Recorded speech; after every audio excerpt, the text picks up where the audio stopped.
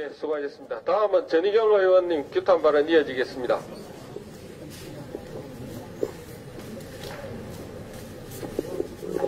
예. 안녕하십니까. 존경하는 국민 여러분, 이 자리에서 열띠게 취재를 하고 계신 언론인 여러분, 지금 우리가 있는 곳은 국회의사당의 로텐더홀입니다.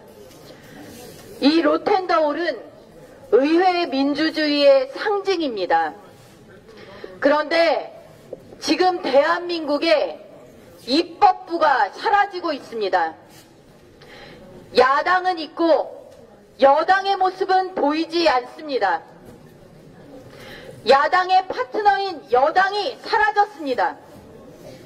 청와대의 명령과 지시와 눈치만 보는 그런 상대로 전락해버렸습니다.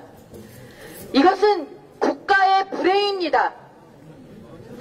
이분들은 불과 1년 전 누구보다도 치열한 야당이었습니다. 본인들이 주장하고 본인들이 외쳤던 불과 1년 전 의회 민주주의와 입법부의 존재에 대해서 까맣게 잊었습니다. 기억 상실도 이 정도면 중증입니다. 드루킹 댓글 조작 사건, 이제 서서히 국민들의 관심 밖으로 밀려나길 기다리고 있습니다. 천천히 한번 생각해 보십시오.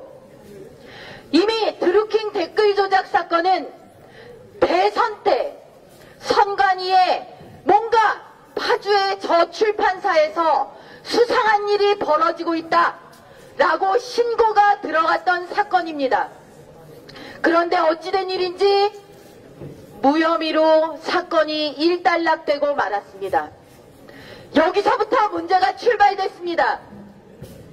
그러자 드루킹 일당은 이제는 자신들의 요구를 우리가 혁혁한 공이 있는 사람들이다 하면서 자신들의 요구를 들어달라고 인사청탁을 대놓고 했습니다. 이 과정에서 마치 보수우파의 댓글 조작인 것처럼 미끼를 던져서 이거 드루킹 댓글 조작 사건 누가 검찰 경찰에 고발했습니까? 깜도 안 되는 이야기라고 한 추미애 더불어민주당 당대표가 경찰에 고발을 한 사건입니다. 이 사건 드러나니 김경수라는 인물이 등장합니다. 김경수가 누굽니까?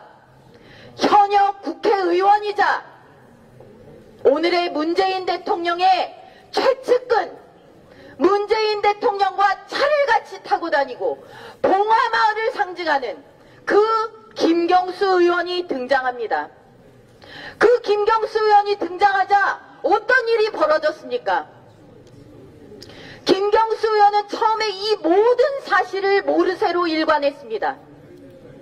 경찰이 직접 나서서 김경수 의원은 일방적으로 드루킹 김동원의 문자를 받기만 했고 제대로 확인한 적도 없다라고 김경수 의원의 변호인을 자처했습니다.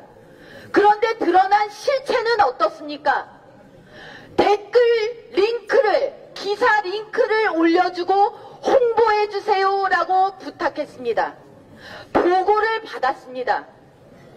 이런 사람이 지금 국민의 선택을 받겠다고, 도민의 선택을 받겠다고 경남지사 후보가 되어 자신의 인지도 높여줘서 고맙다라는 이런 오만의 행태를 보이고 있습니다. 검경은 어떻습니까? 이 검경 아무리 이제 출범 1년 된 서슬퍼런 살아있는 권력이 무섭다고 또 자신들의 조직에 평생 수건인 검경 수사권 조정이라는 자기네들 밥그릇이 달려있다고 수사 안 합니다. 자기들 의무를 안 합니다. 서로 핑퐁을 칩니다. 너에게 떠넘기고 다른 상대에게 떠넘기고 검경이 수사하면 될 일이다 라고 더불어민주당이 말합니다. 거짓말입니다. 우리는 김동원 드루킹의 첫 번째 재판을 국민과 함께 지켜보았습니다. 컴퓨터 조작 프로그램인 매크로를 활용한 댓글 조작이 이루어졌는데 검찰, 검사가, 재판장이 매크로가 무엇이냐고, 어떻게 작동하는 것이냐고 묻자 답변을 못합니다. 알아볼 생각을 안 한 건지 알고도 모른 척하는 건지 국민들은 아실 겁니다. 증거 제대로 신청도 안 돼 있습니다. 경찰 핑계를 댑니다. 이런 상황에서 어떻게 검경의 수사를 맡기면 된다라는 이야기를 그토록 쉽게 할 수가 있습니까? 불과 1년 전 자신들이 야당이던 시절 진실규명을 위해 특검하자, 사안만 있으면 특검하자 라고 했던 오늘의 더불어민주당입니다. 검경의 오늘날의 모습을 지켜보면서도 과연 그 소리를 당당하게 할 수가 있습니까? 국민의 망각에 기대는 것은 죄악입니다. 국민이 이 사건을 잊도록 하는 것은 죄악입니다. 역사 앞에 더불어민주당은 그런 커다란 죄를 짓고 있는 것입니다. 더불어민주당은 야당 시절 몇몇 주옥 같은 명언을 남긴 바가 있습니다. 거짓말하는 자가 범인이다. 숨는 자가 범인이다. 드루킹 댓글 조작 사건은 이제 단순한 댓글 조작을 넘어 민주주의를 흔드는 여론 조작 사건임이 명백히 드러났습니다. 도대체 파주 책 한 권 안 만드는 출판사에 수십억 돈을 누가 대었는지, 김경수 의원의 보좌관을 넘어 이제는 무더기 쪼개기 후원 어떻게 해서 이루어졌고, 김경수 의원은 그 돈을 받은 사실을 2,700만 원 후원금 받은 사실을 마치 언론이 취재 들어오자 안 듯 그렇게 거짓말했지만 사실은 3주 전에 이미 해당 몇몇 자신의 정당 의원들과 의논한 사실이 드러났습니다. 이렇게 입만 열면 거짓말, 언론에서 하나 발표되면 그만큼만 인정하고, 2개 발표되면 그만큼만 인정하고, 그 다음에 여러 사회 이슈 터뜨려서 묻어가고, 이런 식의 위선과 기만의 행태를 우리 국민은, 그리고 이 입법부의 한 파트너인 우리 야당들은 언제까지 지켜봐야 합니까? 오늘 의회 민주주의 이 로텐더홀에 저 신성한 본회의장의 문을 막고 있는 사람들이 누굽니까? 이 자리에 앉아있는 자유한국당 의원들입니까? 아닙니다. 명백한 상식에 반하는 4명 선거 출마해야 되는 의원들 사직 처리와 함께 특검법 통과시켜서 진실규명하면 되는데도 이렇게 질질 끌며 가로막고 있는 더불어민주당 의원들이 바로 이 로텐더홀, 저 국회 본회의장을 맡고 있는 주범들입니다. 국민 여러분, 존경하는 언론인 여러분, 오늘 국회의사당 입법부의 존재 의의는 시험대에 올랐습니다.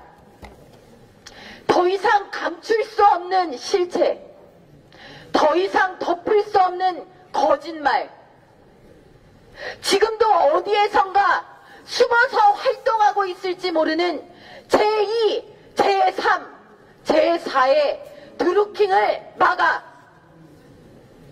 여론에 의해서, 민심에 의해서 움직여야 하는 민주사회를 지킬 수 있는 최후의 심판이 오늘 이 자리에서 벌어지고 있습니다.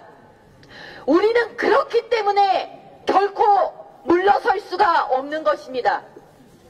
정세균 국회의장은 국회의장이 되시면서 당적을 버렸습니다. 그게 국회법이 요구하는 국회의장의 당파스를 떠난 입법부의 최고의 수장으로서 국회를 이끌어달라는 법의 정신입니다. 그런 정세균 의장이 개원사를 통해 본인의 소속 정당이었던 더불어민주당 그 정파성에 뿌리를 둔 개원사를 통해 국회를 파행으로 이끌면서 시작한 20대 국회입니다. 이제 정세균 국회의장의 임기 만료 시점에 의장은 다시 한번 시험대에 섰습니다.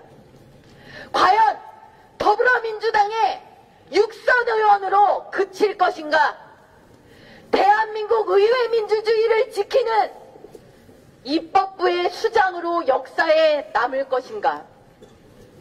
한 번 실수가 아니라 오늘 마지막으로 너무나 상식적이고 너무나 정당하고 너무나 절박한 요구인 이 드루킹 댓글 조작 사건, 이 여론 조작 사건 특검, 이거 동시에 처리 안 해주시면 그분은 국회 역사, 대한민국 역사에 특정 정파에 소속되어 청와대 하수인으로 전락한 그런 국회의장으로 남으실 수밖에 없을 것입니다. 아직도 우리에게는 시간이 있습니다. 이 로텐더홀이 의회 민주주의, 대한민국 민주주의의 보루가 될 수 있는 희망이 있습니다. 저 본회의장에 문을 열고 들어갈 수 있는 시간이 있습니다. 더불어민주당 즉각 특검 수용해 주십시오.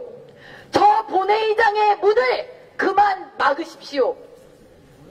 오늘 이 자리에 있는 우리는 국민 앞에 그리고 대한민국의 의회 역사 앞에 도리를 다하기 위해 이 자리에 있습니다. 국민 여러분, 우리는 눈에 보이는 것, 우리가 본 것도 이제 의심해야 되는 상황에 이르렀습니다. 대규모 댓글 조작, 여론 조작은 우리가 본 민심, 우리가 들은 민심이 가짜라는 것을 우리에게 일깨워 주었습니다.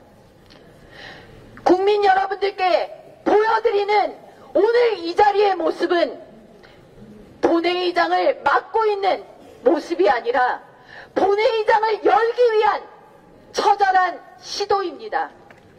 이 본회의장을 막고 있는 더불어민주당, 아직도 시간이 남아 있습니다.